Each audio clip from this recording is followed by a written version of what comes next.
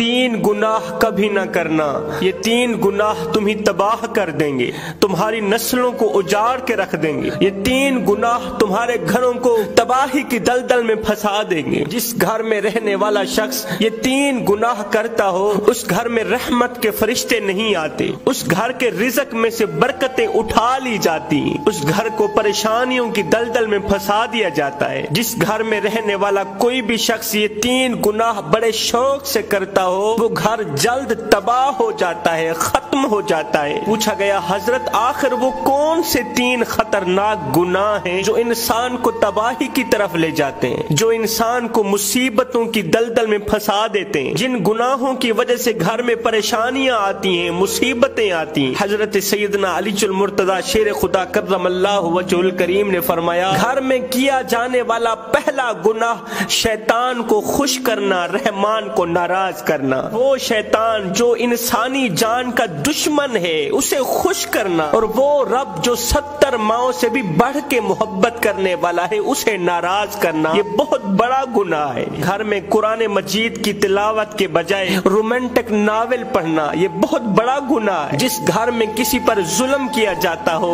जिस घर में किसी की आंखों से आंसू निकाले जाते हो, किसी को रुलाया जाता हो, किसी को तड़पाया जाता हो, किसी का दिल तोड़ा जाता हो, जिस घर में शराब नोशी की जाती हो, फरमाया ऐसे घर में रहमत के फरिश्ते नहीं आते। आज किस किस का रोना रोया जाए। मस्जिदों में पड़ी चटाइयां हमारा इंतजार कर रही, अलमारियों में पड़े हुए कुरान पढ़ने वालों के मुंतजर हैं, पता नहीं पढ़ने वाले कहाँ मर गए। हमने कुरान उठाया, घर की अलमारी में रख दिया सिर्फ बरकत के लिए। हमने सुना है कि कुरान रखने से घर में बरकत आती है, और कुरान रखने से घर में बरकत तो आती है, लेकिन कुरान ना पढ़ने से रहमान नाराज भी होता है। हम एक लम्हे के लिए अपने अंदर उतरे और सोचें कि इस वक्त हम जो जो काम सर अंजाम दे रहे हैं, क्या वो काम अल्लाह रसूल को पसंद है या नहीं। हयो पढ़ पढ़ आलिम फाजिल होयो, ते नाम रखाया काजी, 100 वारी तय हजवी कीता, ते नाम रखाया हाजी, ओ फड़ फड़ हथा विच तलवारा, ते नाम रखाया गाजी, बुल्ले शाह कुछ खटिया इहो,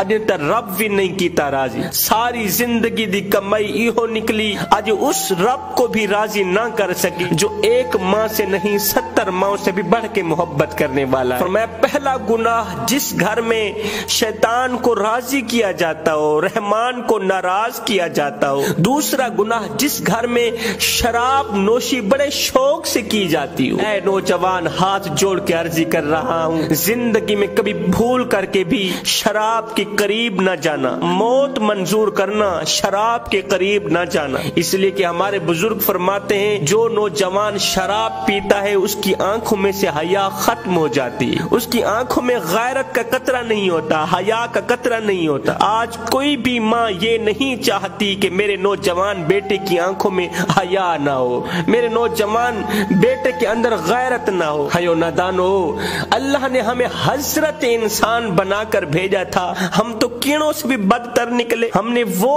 काम शुरू कर दिए जिससे शैतान भी इंसान को देख के शर्माता है। खुदारा अपने इस चेहरे को इतना गंदा मत करना कि मरने के बाद अल्लाह को मुंह दिखाते हुए शर्म से तुम्हारा सर झुक जाए। शब रोज आवारगी में गुजारने वालों, पानी की जगह शराबें पीने वालों, सच की जगह झूठ बोलने वालों, सूद का कारोबार करने वालों, मुझे इतना तो बता दो, मरने के बाद अपने रब को क्या मुंह दिखाओगे? यही काली शक्ल लेके जाओगे? यही गुनाहों में डूबी हुई शक्ल लेके जाओगे? यही गंदी शक्ल लेके जाओगे? ये गंदी शक्ल लेकर मदीने वाले को मुंह दिखाते हुए तुम्हें शर्म नहीं